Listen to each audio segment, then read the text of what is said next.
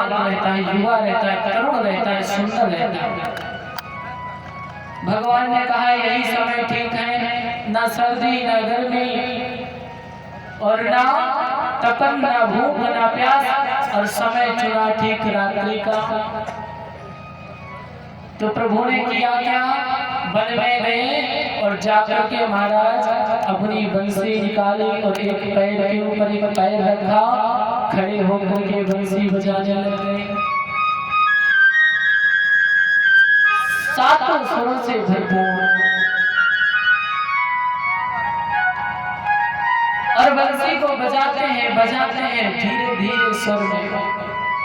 इस बंसी की एक खासियत है, जानते हो, बंसी में एक एक गोपी का नाम लेके बुला रहे हैं। जिसको अधिकारी समझा महाराज का, उस गोपी का नाम लेके बुला रहे हैं। जैसे सास और बहू दोनों लोग एक ही जगह बैठे हैं। भगवान ने चाहा कि मुझे सास को बुलाना है, तो सास का नाम लिया और सास के कान में भी वही ध्वनि पड़ी, बहू के बल्ले कुछ नहीं पड़ी। सास के कान में तो बंसी की धुन पड़ी, और जैसे ही सुना कि आज कन्हैया मुझे बुला रहे हैं, घर के सारे काम काज को एक तरफ लगा करके और महाराज दौड़ी दौड़ी चली गई।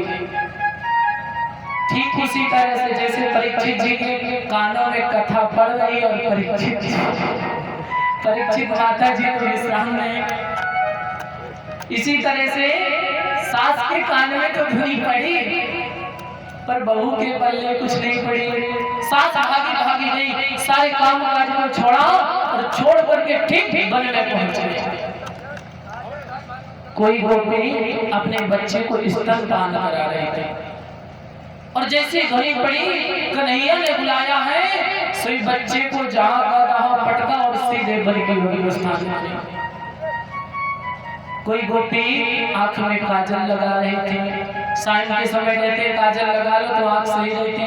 कोई आंख में काजल लगा रही थी, सोई आंख का काजल ओठ में लपेट लिया और सीधे भागने लगी।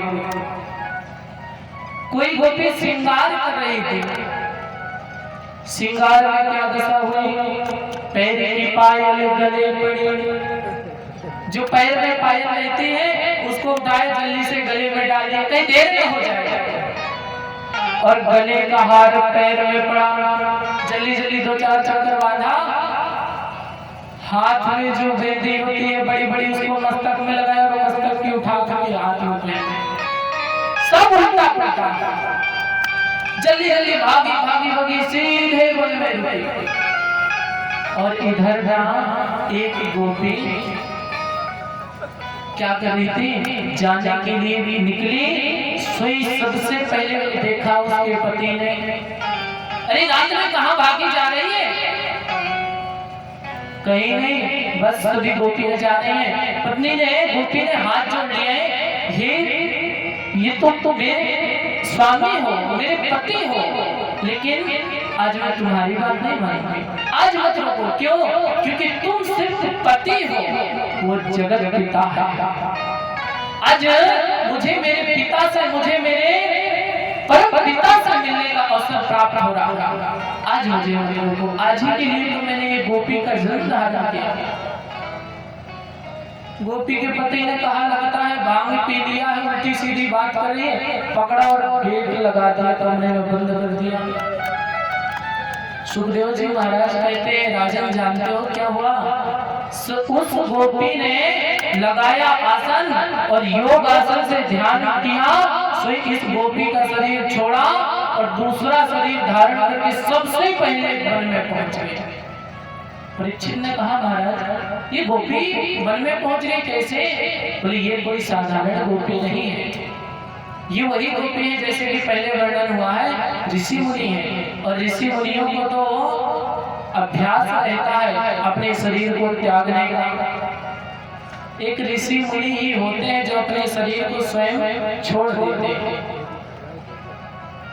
कोई संत का गोलोक वास हो जाए तो क्या कहते हैं, फलाने संत ने शरीर छोड़ दिया। संत ही होते हैं जो शरीर छोड़ते हैं, हमसे आपसे तो शरीर छुड़ा लिया जाता है। मौत आती है और जबरदस्ती शरीर को छुड़ा लेती है और चली जाती है, आत्मा को शरीर से लग लगती है। अब सभी गोपियां पहुंच गई और जैसे ही सभी गोपियां पहुंची स्वयं महाराज भगवान ने बंसी का बजाना बंद कर दिया। अभी तक बंसी बज रही थी, अब बंद कर दिया। खड़े हो गए। अब गोपी भगवान को देखे और भगवान गोपी को देखे। गोपी सोचते हैं कि भगवान कुछ बोले, भगवान कहते हैं कि तुम कुछ बोलो, तुम काहे के लिए आई हो। गोपी तो सभी स्तब्ध रह गई, ऐसे बन गई मानो कोई मूर्ति है, मूर्ति के जैसे खड़ी रह गई। भगवान ने कहा ऐसे नहीं बोलेगी।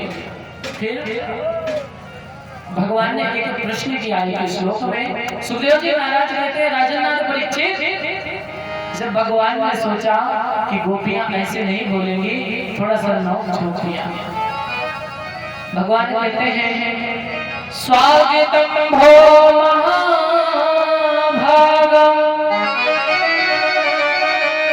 अहो किम करवाणि वा। हे महाभाग, आप लोगों का स्वागत है। क्यों? आप लोग ब्रज से इस वन में आए हैं। पहले तो कहा स्वागत है, स्वागतम हो महाभागा, आइए आपका स्वागत है। देखिए इस श्लोक को ध्यान से समझिएगा। कभी कभी हम आप इस रास लीला की चर्चा में उलझ करके बहुत कुछ ऊटपटांग सोच जाते हैं। इसका रीजन है कि पता नहीं रहता। श्लोक में सुखदेव जी साक्षात कह रहे हैं कि राजन परीक्षित, भगवान ने गोपियों से कहा स्वागतम वो महाभागा, हे महाभाग आपका स्वागत है। अभी तो ठीक है, क्यों? आप किसी को बुलाओ, कोई आपके घर में पहुंचे तो क्या कहोगे? सबसे पहले क्या करोगे? स्वागत करोगे, अच्छे से बैठने करोगे, व्यवस्था करोगे। इधर कहा स्वागतम हो महाभाग, दोबारा कहते अहो क्यों करवाणी, कहो यहाँ किस लिए आई हो, मैं तुम्हारे लिए क्या कर सकता हूँ। अब किसी को बुलाओ कि भैया कल हमारे घर आना निमंत्रण है, और जब वो व्यक्ति घर पहुंच जाए तो उससे कहो कि भैया यहाँ किस लिए आए हो, बताओ कोई काम है क्या। अब वो क्या सोचेगा। गोपियां कहती हैं देखो इनको पहले तो स्वयं बुलाते हैं, फलानी तुम आओ, नंदा तुम आओ, रिक्ता तुम आओ, और जब हम आ जाते हैं तो कहती हैं किस लिए आई। गोपियां शांत ले गई। भगवान ने 10 श्लोकों में गोपियों से प्रश्न किया, कहो ब्रज में सब कुशल तो है ना। गोपियां भी शांत हैं और ना चुपचाप खड़ी हैं और पैर के अंगूठे से जमीन को कुरेद रही है। अच्छा तो ब्रज में तो कुशल होगा ही, लेकिन एक बात बताओ, आज शरद पूर्णिमा है, आज का चंद्रमा बहुत सुंदर दिखता है, तो क्या चंद्रमा के लिए आई है? चंद्रमा देखने? अब भी गोपी कुछ नहीं कहते। अच्छा तो ये बताओ ब्रज में क्या कोई संकट आ गया है, भागी भागी आई? और ना आप लोग एक कुलीन परिवार की, किसी की बेटी हो, किसी की बहू हो, किसी की पत्नी हो, और आप यहाँ अनजान जंगल में आ गई हो, तो आपको नहीं आना चाहिए था। कहते भगवान कहते जाओ लौट जाओ। 10 श्लोकों में भगवान ने प्रश्न किया और कम से कम 10 बार भगवान ने प्रश्न के अंत में यही कहा तुम लौट जाओ, तुम भाग जाओ, तुमको जंगल नहीं आना चाहिए था। गोपियां कहते हैं अगर हम कुछ बोले नहीं तो ये इसी तरह प्रवचन सुनाते रहेंगे। अब गोपियों ने प्रारंभ किया, बोले एक बात बताओ तुम क्या कहते हो कि हम ब्रज में आ गई हैं, वन में आ गई हैं, हमें नहीं आना चाहिए था, हमारे पति घर में है, ठीक है हम तुम्हारी बात मानते हैं। अच्छा ये बताओ किसी सती पत्नी का, किसी सती स्त्री का पति परदेश चला गया हो और जब वो परदेश जा रहा था तब पत्नी ने कहा कि देखो आप मत जाओ, हम आपके बिना रह नहीं पाएंगे। पति ने एक मूर्ति, एक फोटो दिया, बोले इसकी पूजा करना, जब तक मैं आ ना जाऊं तब तक ये समझना कि यही पति है, रोज अगरबत्ती दिखाना, जो जो करना हो तो करना। ये महाराज सती स्त्री रोज उस फोटो की पूजा करती, नित्य प्रति पूजा करती। और एक दिन वह समय आया कि उसका पति परदेश से वापस आ गया, और जिस समय वो वापस आया उसी टाइम ठीक उसी समय उस सती स्त्री आरती कर रही थी अपने पति देवता की, और इधर फोटो के पति की तो आरती कर रही थी, दरवाजे पे साक्षात पति आ गया। पति कह रहा खोलो, मैं तुम्हारा पति फलाने। अब गोपियां कहती है कन्हैया ये बताओ, अब गोपी को उस सती को क्या करना चाहिए? अपने फोटो के पति का दर्शन करना चाहिए, पूजा करना चाहिए, या पहले साक्षात पति के लिए दरवाजा खोलना चाहिए? क्या करना चाहिए? गरीब चीज फोटो की पूजा करना चाहिए, या जो दरवाजे पे साक्षात पति खड़े हैं उनके लिए दरवाजा खोलना चाहिए? दरवाजा खोलना चाहिए। भगवान ने कहा दरवाजा खोलना चाहिए। तो गोपी कहती है फिर काहे हमारा सर खा रहे हो परमात्मा? क्यों? बोले जितने भी पति संसार में है ना, ये सब माया के पति हैं। अरे अभी कह दो मृत्यु हो जाए, दूसरा शरीर मिले, फिर दूसरा नया पति मिल जाएगा, तीसरी बार मरे फिर तीसरा नया पति। तो बोले ये तो सब फोटो है, असल में पति तो आप हैं। आप ही सारे संसार के सभी के प्राणों के पति हैं, प्राणनाथ हैं, दीनानाथ।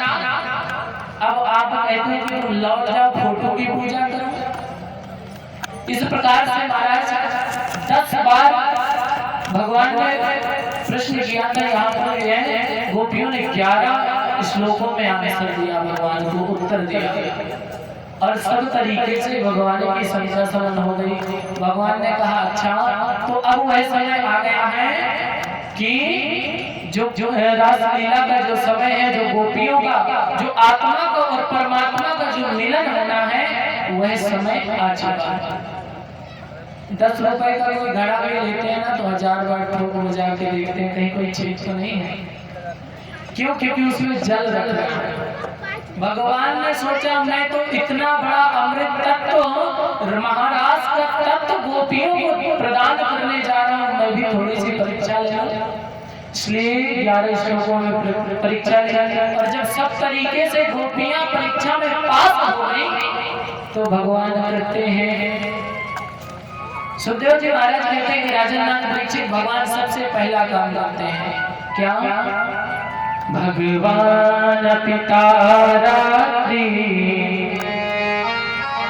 भगवान पिता रात्रि, सरजोत्फुल्ल मल्लिका, भगवान पिता रात्रि, सरजोत्फुल्ल मल्लिका।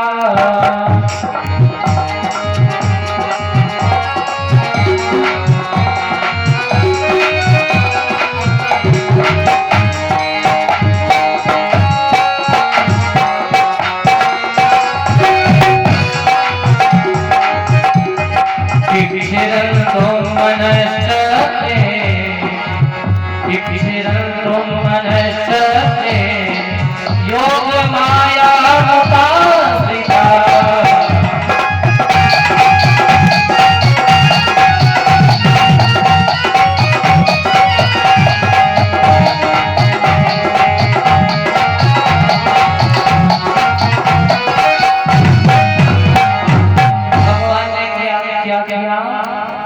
भगवान सरजोत्फुल्ल मल्लिका। सबसे पहले भगवान ने पहला काम किया, महाराज की सुंदर लीला को और सुंदर रंगमंच सजाया। क्या किया? तो योग माया उपासिता, रात्रि के समय योग माया को आदेश दिया, माया अब तुम्हारी आवश्यकता है। माया आई, प्रभु आदेश करे। माया से कहा इस वन को इतना सुंदर सजा दो, इतना सुंदर सजा दो कि इस वन की शोभा ना कभी आज तक हुई है और ना कभी हो। सही माया योग माया उपासिता। सही महाराज योग माया ने बड़े बड़े पुष्पों को खिला दिया, बड़े बड़े पुष्पों का वर्णन कर दिया, और महाराज चारों तरफ सुगंधित पुष्प हो गए। ठीक ठीक चंद्रमा ऐसा लग रहा था कि बन के उसी क्षण ठीक बीच में है। जो भी देवी चंद्रमा को ये सोचे हमारे ऊपर चंद्रमा, जब कभी अभी चंद्रमा को देखते हैं तो चंद्रमा सामने दिखती है। और जब योग माया को आदेश दिया तो योग माया ने ऐसी माया विस्तारी की सबको लगे हमारे ऊपर चंद्रमा ठीक बीच में। इतना बड़ा माया का प्रतिबंध, सुंदर वन की सजावट की। और महाराज अब कन्हैया ने कहा ठीक वही समय आ गया। महाराज प्रारंभ किया। कुछ समय तक भगवान नृत्य करते और नृत्य करते करते गोपियों की बाहों में बाह डाल करके नृत्य करते। और जब कोई गोपियां थक जाती और थक करके झूमने लगती तो भगवान उसको हाथ में लेते। किसी को गर्मी होती तो उसको पंखा करने लग जाते। कोई कहती है प्यास लगी तो कन्हैया दौड़ के जाते पानी ले आते। समझने का विषय है, जिस चीज की आवश्यकता होती गोपियों को ठीक वही करने लग जाते परमात्मा। ऐसे है मेरे गोपी, भक्तों के लिए सब कुछ करने को तैयार है। कहा भी है अहम भक्तो पराधीन,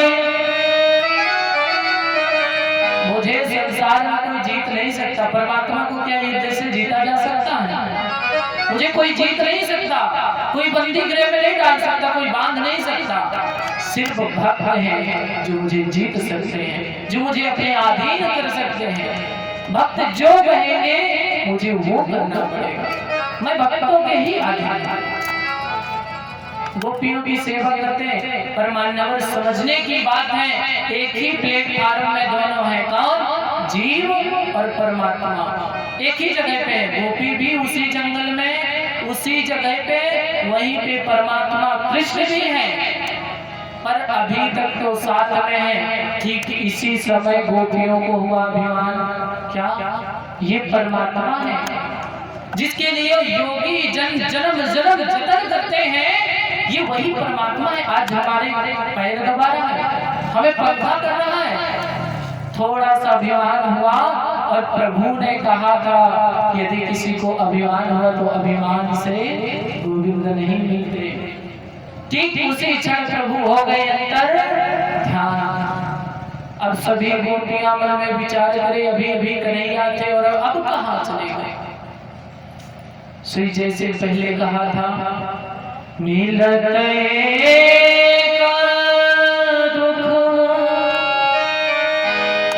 दारुण देही, और जब परमात्मा बिछड़ते हैं ना तो बिछुरत प्राण हर ले।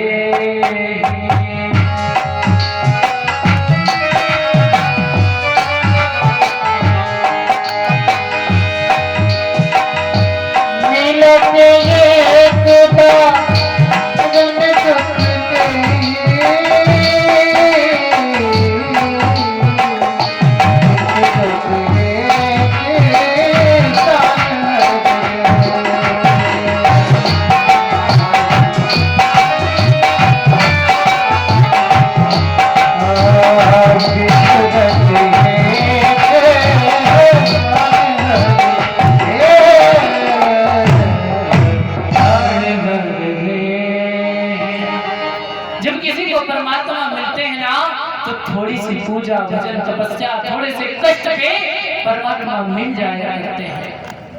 पर जब किसी के समीप से परमात्मा विलग होते हैं तो मानो जैसे इस शरीर के अंदर से प्राण अलग हो गए। गोपियों की ऐसी दशा हो गई, न अपनी चिंता, न तन की चिंता, न मन की चिंता, वन में भटकने लग गई। हाय ये क्या हो गया? बार बार विचार करते अरे चलो ढूंढो, यही कहीं छिपे होंगे। सभी जगह ढूंढते कहीं परमात्मा नहीं मिलते। महाराज गोपियों के आंखों से अश्रुपात हो रहे हैं, बार बार परमात्मा के विरह को सहन नहीं कर पा रहे हैं। अपने भाग्य को कोसते हैं, हे ब्रह्मा तूने कैसा भाग्य लिखा? अरे भाग्य ही लिखना था तो कम से कम परमात्मा का मिलन न लिखता, और अगर मिलन लिख ही दिया तो बिछुड़ा न लिखता। हे ब्रह्मा, तेरे अंदर क्या जरा भी दया नहीं है? तू इतना निर्दयी है। अरे तुझे लोग पूजा करते हैं, तेरा पाठ करते हैं, तुझे मनाते हैं, ये सब ढोंग है, कोई तेरी पूजा नहीं करता ब्रह्मा। ठीक इसीलिए क्योंकि तुझे भाग्य लिखने का भी ज्ञान है। बार बार कोसते रोते रोते आगे बढ़े, धीरे से तुलसी का वृक्ष मिला, तुलसी के वृक्ष के पास हाथ जोड़ करके खड़े हो गए। हे तुलसी मैया, तुमने तो गोविंद को देखा होगा, क्यों? क्योंकि ना जब तक तुम्हारा तुलसी दल गोविंद की थाल में नहीं पड़ता तब तक तो गोविंद भोजन भी नहीं करते। अरे अगर देखा नहीं है तो परमात्मा जहां भी गए होंगे तुझे बता करके गए होंगे। एक बार बता दे, बस एक बार गोविंद से मिला दे, दोबारा जीवन में कभी गोविंद को नहीं जागेगा। पर महाराज धीरे से लगता है हवा का झोंका, तुलसी का वृक्ष हिल जाता है। सभी गोपियां एक दूसरे से कहती हैं, अरे ये क्या बताएगी, ये तो हमारी सौतन है। क्यों? क्योंकि यदि परमात्मा का सुख हमें मिला है तो परमात्मा का सुख इसको भी मिला है। ये हमें अभी परमात्मा से मिलाएगी। आगे जाते हैं, घास पे धरती में जाके लेट जाते हैं।